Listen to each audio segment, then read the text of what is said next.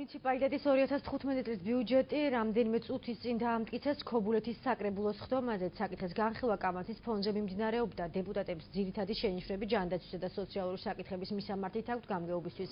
გადაგზავნილ ბიუჯეტს 200,000 ლარი დაემატა, რომელიც ძირითადად სოციალურ პროექტებზე გადადაწილდება. ქობულეთის მომავალი წლის ბიუჯეტი მუნიციპალიტეტებს შორის ყველაზე მეტი 26 მილიონი ლარია. რაც შეეხება ჯანდაცვის და სოციალური დაცვის პროგრამას 2012 წლიდან არის მხოლოდ კლება.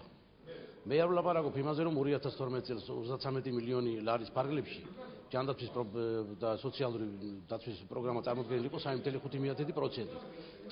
დღევანდელი კლებადი ბიუჯეტის პირობებში ეს პროცენტულობაც ნაკლებია და აისახება მხოლოდ 2.8%. 2014 წლის ბიუჯეტში ზუსტად იყო სოციალური და ჯანდაცვის სფეროში 474,304 ლარი ჩადებული.